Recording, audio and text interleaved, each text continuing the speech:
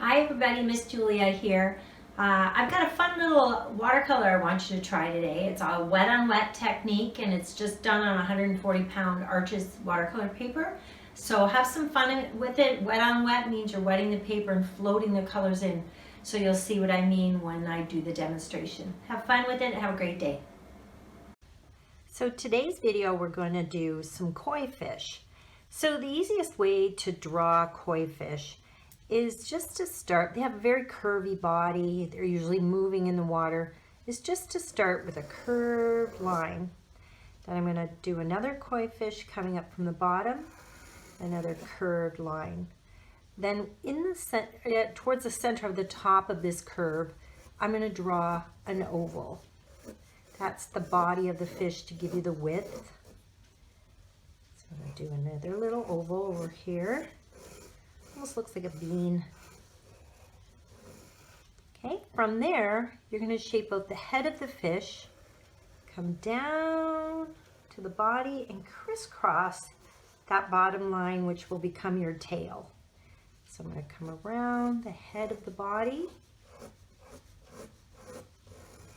come around and crisscross that flip of the tail. Okay. So now I'm going to take my eraser and I'm going to erase out the lines I don't need. Because with watercolor you would see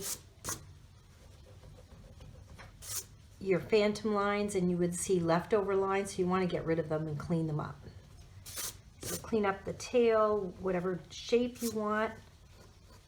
So I'm just going to make this tail. So I'm going to do this in watercolor. You can do this in colored pencil, you can do it in your chalk pastel, but this one I thought I would paint. Now I know a lot of you don't have masking fluid, but it would be a good one to use masking fluid if you have it. You could mask your fish with a nail with the masking fluid, and that way it would protect. You could do your background first and then do your fish. So because we're not using masking fluid, I'm going to show you a different way of drawing this so that, or painting this, so that you don't have to worry about the fish getting messed up while you're painting your background. So what I'm going to do is paint the fish first. So I'm going to just dampen the fish with a little bit of water. And I'm going to do both fish. So a nice shine. I don't want puddles. I just want a nice shine. I'm even going to put a little bit onto their little fins sticking off the side. So dampen this fish, and then I'm going to dampen this fish because I want this water to set in a little bit before I go to paint. Now I do want a nice shine so that my paint will bleed and run while I put the color on, but I don't want it to bleed too much. That's why I'm not painting the fish directly. I'm just kind of letting it sit for a sec. Now I'm going to take a little orange on my brush. This is cadmium red light. And I'm just going to start at the top of the fish. And you can thicken up your color because it's wet. So you can start off kind of light and tap a little more into it. But koi fish, there's no set pattern. They're all a little different.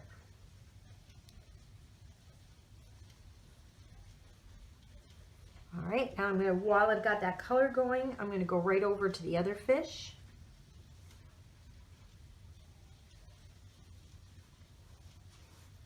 And just float. Don't lose the white of your paper. They do have some white spots. Now, just to give it a little extra color, I'm going to take a bit of pink. And just use a little rose. You can use Viridian or alizarin, or you can use quinacridone, or you can use permanent rose, whatever you have. Just put a little rose in there too, just to make it a little more vibrant. All right, now I'm gonna let those dry for a few minutes. So it's probably best to let that thoroughly dry, but we're just gonna let it dry for a few minutes, and then we're gonna come back to the background. Okay, now that it's had a chance to dry, I'm going to now re-wet the paper, but I'm going all around my fish. And I'm going to wet all around the fish, right up to the edge of the fish, but keep the fish dry. The paint will only go where the paper is wet. So as long as you don't wet the fish, the paint won't get on them. So I'm going to just give it a nice shine and give it a good minute to wet this paper, because you want to make sure it soaks into the fibers.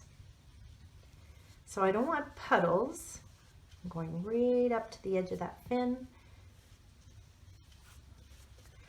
I don't want puddles. I want to keep the puddles moving so that they don't develop a little low spot and a canal where it holds your color.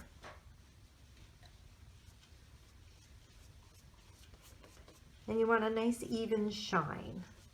So when you say even shine, you can tell where you've wet, because if you look at your picture on an angle, you'll see dry patches.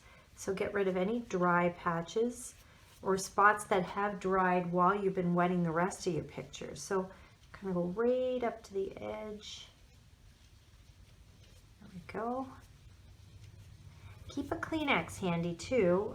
That way if any color gets onto your fish, we can kind of absorb it up.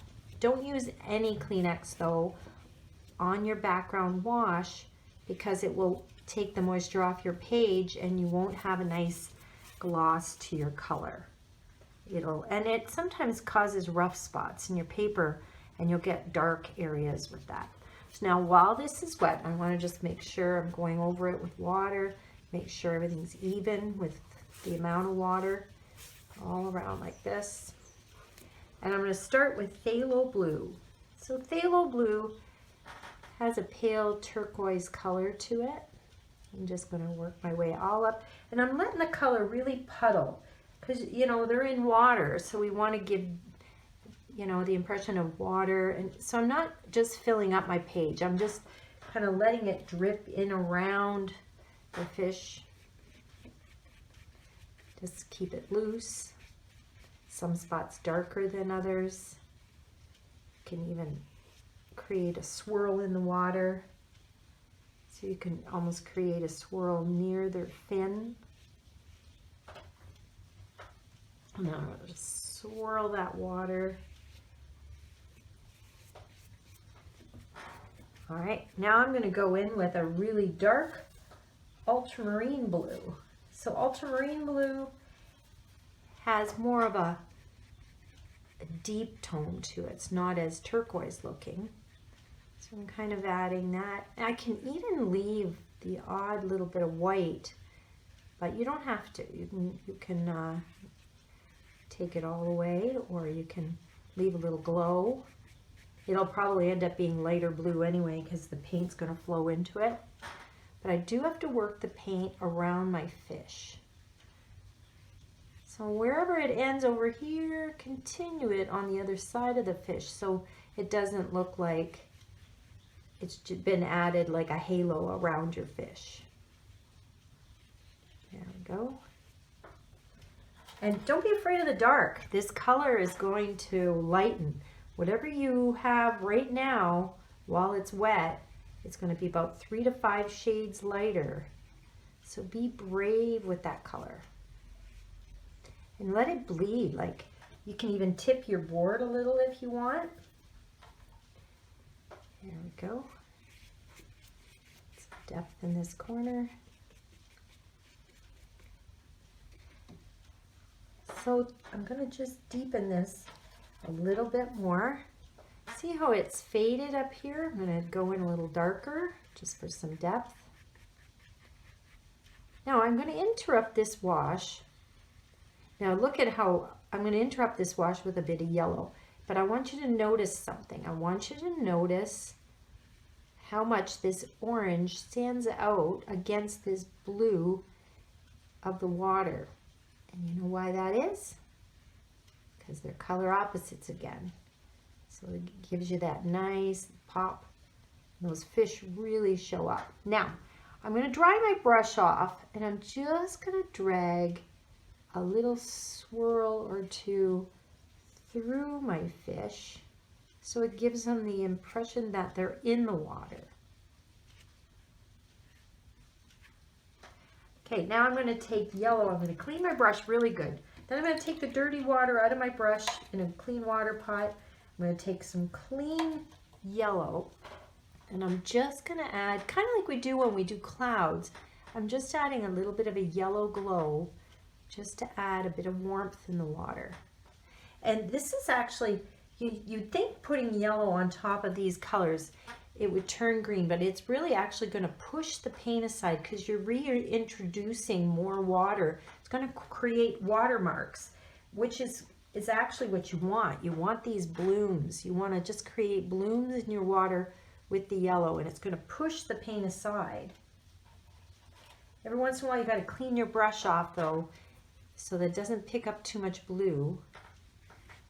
So I'm just going to add this bit of yellow into the water. I'm going to drag a little bit through my fish. Don't overpaint your fish though. The other thing you can do, just to add some interest, is just take a little bit of your yellow and flick your brush. Just lift up on your brush and just flick a few splatters. And it's going to push your paint aside, and it just gives your water a little bit of texture. You can also do that with your ultramarine blue. So I'm just going to switch my brush now. I'm going to add a little flick or two with the blue. If you get too much on your fish, you can dry it off. Now, if you notice the fins on the fish, they do sometimes get a little bit dirty while you're working. So what you do is you take a detail brush and you rinse it off really good so it's damp, but take off the excess water and you can clean your edges. So where my fin is, I'm going to lift that paint off the clean brush. Okay, rinse my brush, dry it off, clean off that fin with a dry brush. The other thing you can do is you can use a lift brush. So it's a lift brush, it's just a little firmer bristle. Again, you rinse your brush off, dry it off. So with a dry brush, you push back any bleeds of background that's going into your fish that you didn't want. You just push it back. So I'm just like pushing that line. Okay. Now, if you don't want it to go back onto your fish, you can take the palette knife end of your brush, or you can take a nail and you just score the edge of your fish, score the edge of your fin. Don't score if you don't need to. Only do the edges that you need to, because then it sometimes takes on a little bit of an outline. So you don't want it to look like you've penned in an outline. Only where you think you might need it. All right. So the last thing is you can take and do the yellow again. So, and you can just do what's called a drop water background, where you just drop little blooms. The more you tap in one spot, the bigger the bloom will be. These will be a little stronger in color than the splatter.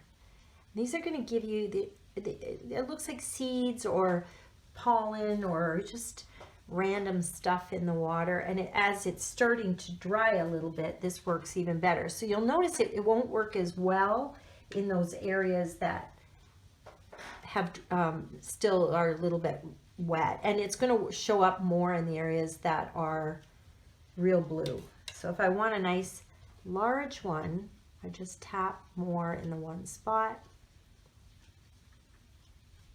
and I'm just going to fix the edge of that fish a little bit. All right, I'll leave it at that and have some fun with this.